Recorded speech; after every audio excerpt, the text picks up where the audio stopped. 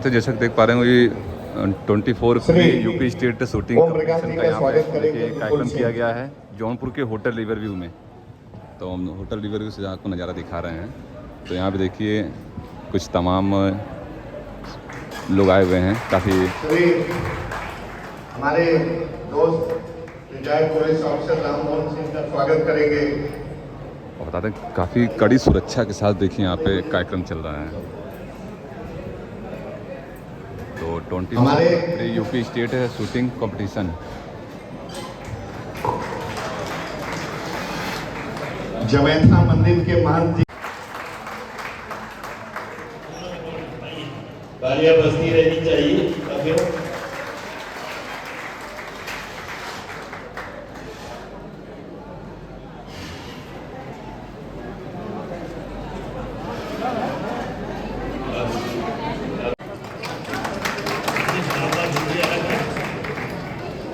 ओम प्रकाश सिंह प्रवक्ता बीजेपी। हमारे सामने हमारे क्षेत्र के कुछ मान्यवर लोग बैठे हैं। निवेदन करूंगा कि जो नाम बोलूं ये लोग तो जानते नहीं, बाहर के हैं। श्री जयनाथ यादव जी,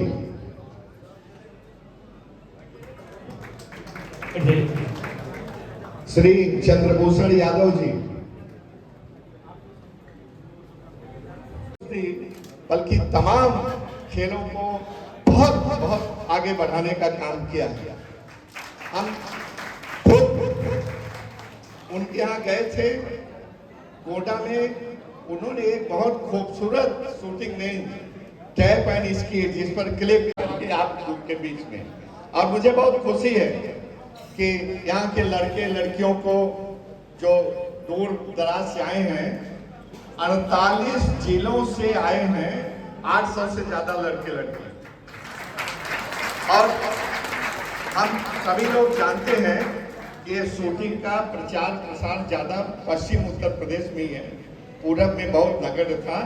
इसीलिए मैंने इस शूटिंग कंपटीशन को यहाँ अलॉट किया कि यहाँ के लड़के लड़के आए और शूटर्स को देखें और सीखें कि आगे कैसे इस स्पोर्ट्स में अपने हुनर को निखार सकते हैं और प्रदेश में देश में का नाम रोशन कर सकते हैं।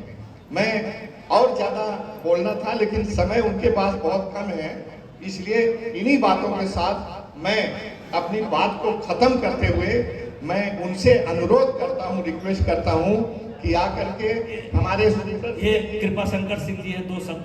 हाँ, वो मैं कोई बात नहीं, घर की बात है, कोई ऐसा नहीं है। नहीं, इनका तो और यहाँ मौजूद लोगों को 2 शब्द धन्यवाद।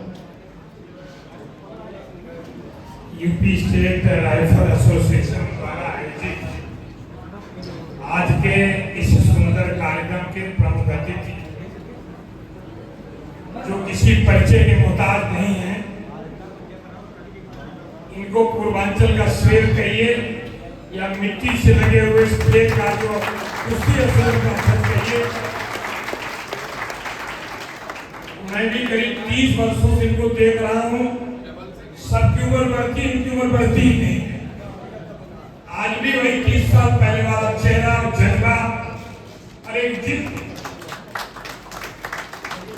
जौनपुर की यमतक ऋषि के धरती पर मैं स्वागत करता हूं और भाई साहब के आश्वस्त करता हूं, हमेशा जौनपुर जनपद आपके जब भी जहां लगा वहां आपके साथ खड़ा दिखाई पड़ा। और आज भी कहता हूं कि कार्यक्रम है हमारा राइफल एसोसिएशन का, हमारे बच्चे शूटर्स आए यहाँ पे, लेकिन आपको इस जौनपुर से इतना लगाव है कि अगर किसी ने आपको जब भी याद किया, चाहे कुश्ती संघ का कार्यक्रम हो चाहे किसी कार्यक्रम हो, आप अपना समय देते हैं, मैं आपको साधुवाद देता हूँ। यहाँ उपस्थित हमारे हनुमानगढ़ी के मुझे बात समझ आया कि भाई साहब के साथ जब हनुमान हृदय शक्ति लेकर के हनुमानगढ़ी के प्रमुख हमारे पुजारी यहाँ पर उपस्थित है, दूसरे हमारे वरिष्ठ उपाध्यक्ष इनके मधुर जी है अपने एसोसिएशन का, श्री एस.एन. सिंह जी, विपुल सिंह जी, बाबा दुबे और प्रकाश दुबे जो पूर्व विधायक रहे बदलापुर से, ओम प्रकाश सिंह जो प्रवक्ता है भारतीय जनता पार्टी के प्रदेश के, यूपी स्टेट राइफल एसोसिएशन के अध्यक्ष बड़े भाई लोकसभा में हमारे सहयोगी रह चुके श्याम सिंह यादव जी, वरिष्ठ उपाध्यक्ष जगदीप मधोक जी, सचिव जीएस सिंह जी, कोषाध्यक्ष, चाहे प्रधानमंत्री जी को दर्शन कराना हो, चाहे चीफ जस्टिस ऑफ इंडिया को दर्शन कराना हो, चाहे भाई कृपाशंकर सिंह को दर्शन कराना हो, चाहे गृह मंत्री अमित शाह जी को दर्शन कराना हो, बिना हेमंत दास की कृपा से ये संभव नहीं हो पाता। और ये एक खिलाड़ी है, इसलिए खिलाड़ी के नाते एक जोरदार स्वागत आपके तरफ से होना चाहिए। और हमारे मंच पर आशीष सिंह जी, जिन्होंने 5 दिन से हनुमंत कथा कहने में तो कुछ लोगों को अच्छा लगेगा, कुछ लोगों को अच्छा नहीं लगेगा, लेकिन हनुमंत कथा यानी हनुमान जी का जीवन क्या था और वो अपने कर्तव्य पालन के प्रति कितने सजग रहते थे, कैसे कर्म किया जाए। मैं बच्चों से कहना चाहता हूं, मैंने विद्यार्थी जीवन में एक कविता पढ़ी थी। आवाज आ रही है? थोड़ा साइड हो जाइए, थोड़ा अपनी साइड हो जाइए, थोड़ा इधर। पूरी कथा अगर सुनाऊंगा तो बड़ा देर लगेगा, लेकिन मेरे बच्चों, आज जो मैं देख रहा हूं, जो इसमें प्रतिभाग करने के लिए बच्चे आए हैं, कई जगह से आए हैं, ये सब सामान्य परिवार से हैं। ये सारे के सारे बच्चे सामान्य परिवार से हैं।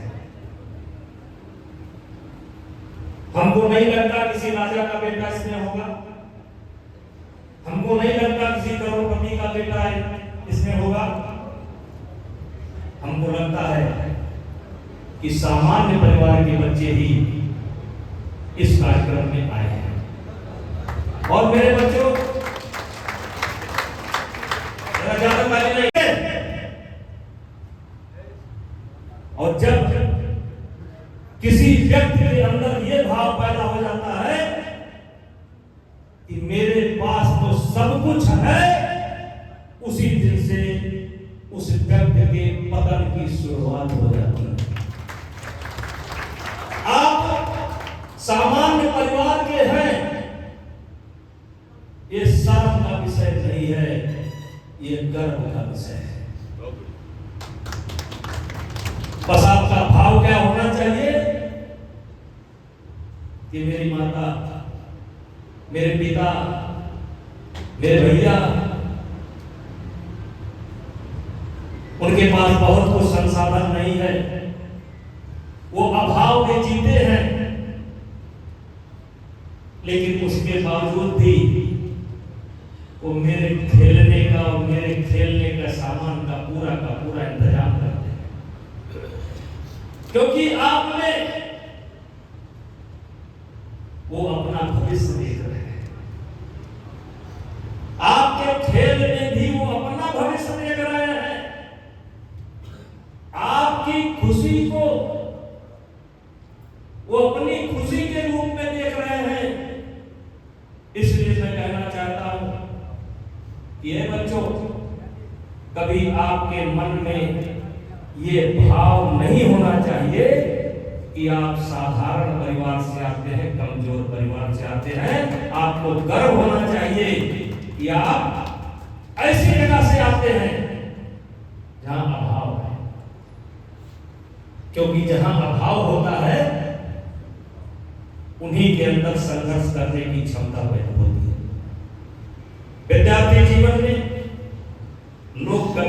पढ़ते हैं लेकिन कविता को समझने की कोशिश नहीं करते। मैंने कक्षा 9 में एक कविता पढ़ी थी, कक्षा 9 में एक कविता पढ़ी, पहले सुनी और फिर पढ़ी। वो कविता क्या थी? दिनकर जी की कविता है कौन काम ऐसा जग में टिक सकई आदमी के मन में, ठप ठोक फेरता है जंगल पर्वत के जाते पाँव उखड़, मानव जब जोर लगाता है पत्थर पानी बन जाता है।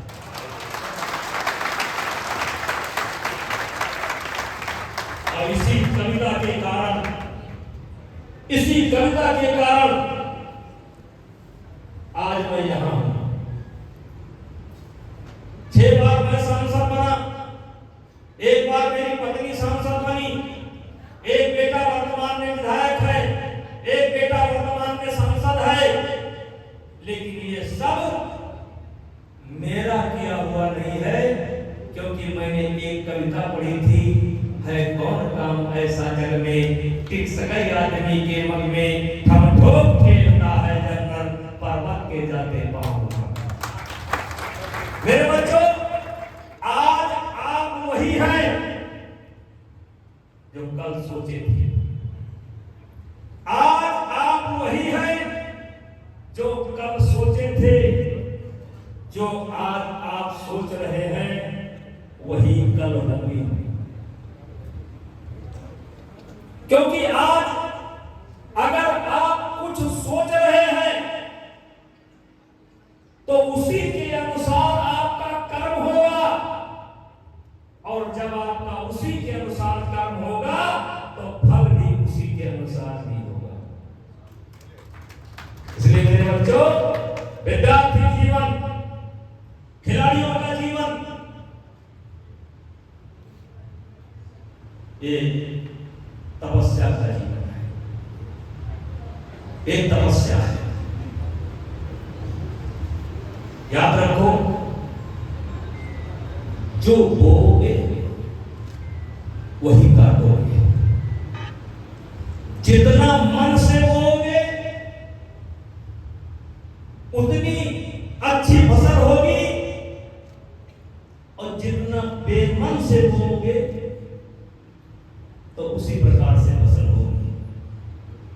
जिंदगी में सब कुछ लौट करके आ जाता है, लेकिन समय लौट करके नहीं आता है। और विशेष करके विद्यार्थी जीवन ये लौट करके नहीं आता है। सदुपयोग करो, समय का सदुपयोग करो, और जब ठान लिया है तो ठान लिया है। एक समय था, कहते थे पढ़ोगे, लिखोगे, बनोगे नवाब, खेलोगे, कूदोगे, होगे खराब। इस कविता में पढ़ोगे, लिखोगे, बनोगे नवाब, खेलोगे, कूदोगे, होगे खराब, इस कविता ने हिंदुस्तान को बर्बाद कर दिया, बर्बाद कर दिया। अगर मैं इस लायक हो जाऊं, मैं इस लायक हो जाऊं कि मेरे कहने से कोई कानून बन जाए, तो मैं तुरंत एक कानून बनाऊं। बीमार बुजुर्ग को छोड़ करके हर इंसान को, हर बच्चे को कोई ना कोई खेल कंपल्सरी कर दिया। भगवान ने, मानना हो मानो, ना मानना हो ना मानो, भगवान ने हर इंसान को कोई ना कोई स्किल दे रखा है। किसी को गाने की कला दे रखा है, किसी को दौड़ने की कला दे रखा है, किसी को शूटिंग की कला दे रखा है। दुनिया के अंदर जितने भी इंसान हैं, सबके अंदर कोई ना कोई स्किल छिपा हुआ है। और इसलिए मेरे बच्चों, अपने आप को पहचानो, अपने स्किल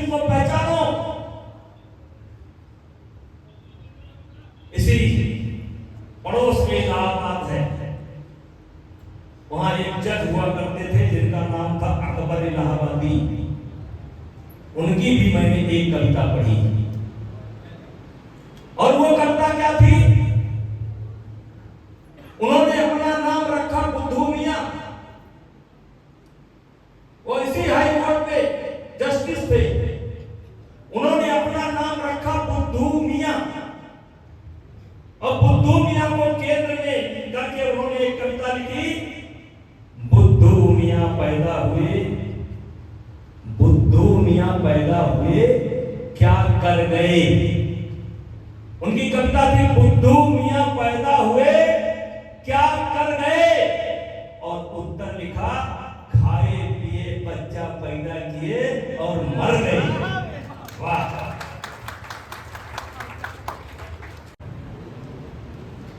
नहीं मिला। दुनिया का हर शराबी ने जब पहली बार गिलास को हाथ लगाया होगा तो दोस्त का वो गिलास किसी दोस्त ने ही पकड़ाया होगा।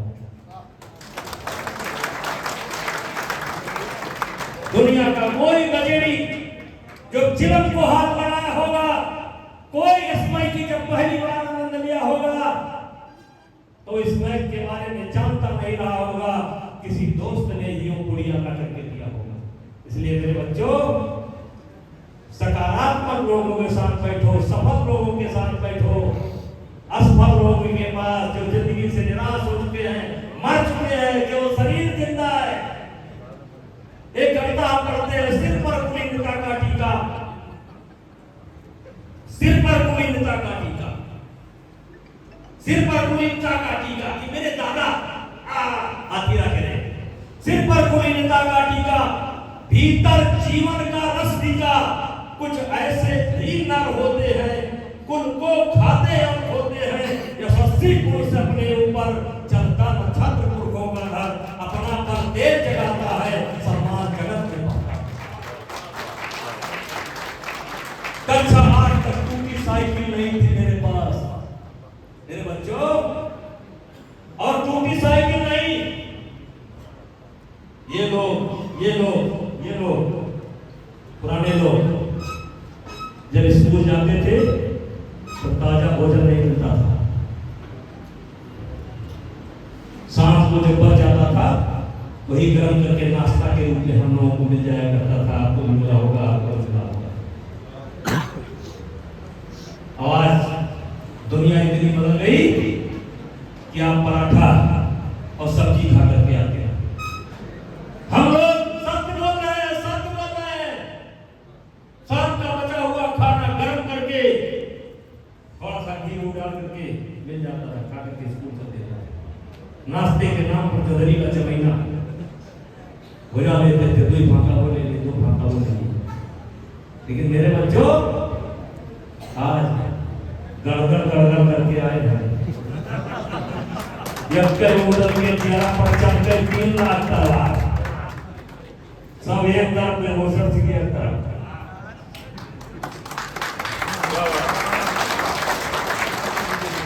और कहीं पर बात हुई, मैं कहता हूं कि मैं झुक जाता,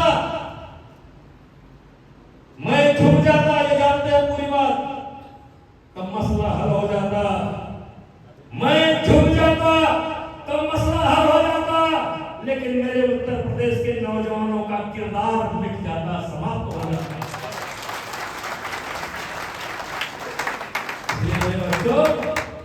कहा कम, समझना ज्यादा, लिखा कम, पढ़ना ज्यादा। सफल व्यक्ति से दोस्ती, अच्छी कविता से दोस्ती, अच्छी किताब से दोस्ती, अच्छे लोगों से दोस्ती और नकारात्मक लोगों से दूरी। और रोज रोज अपनी समीक्षा और डायरी लिखना, बस हो जाओगे हनुमान जी। और इन्हीं शब्दों के साथ थोड़ा मैं आपको विशेष धन्यवाद देता हूं कि आपके कारण मुझे अपने इन बच्चों से मिलने का मौका मिला। और मुझे बहुत खुशी हुई, बहुत खुशी हुई आपसे मिलकर के, बहुत खुशी हुई। पढ़ लेना उठा करके, मैं झूठ नहीं बोलता, मैं झूठ की राजनीति नहीं करता। 300 रुपये में मजदूरी किया, 300 रुपये। तो शर्म मत करो कि हम कमजोर परिवार से। एक समय था हिंदुस्तान के किसी भी शहर में जाइए, एक समय था हिंदुस्तान के किसी भी शहर में जाइए, टॉप पर बैठा हुआ कोई ना कोई अधिकारी हमारे जौनपुर का होता है। और इन कामयाब लोगों की भूमि पर मुझे इन बच्चों से मौका मिला, मैं इनको साधुवाद देता हूं। और जुट जाओ, जिस क्षेत्र में हो जुट जाओ, जहां हो वहीं से रेंगना प्रारंभ करो, जहां हो वहीं से रेंगना प्रारंभ करो, सफलता मिलेगी। इन्हीं शब्दों का अपना बहुत बहुत धन्यवाद।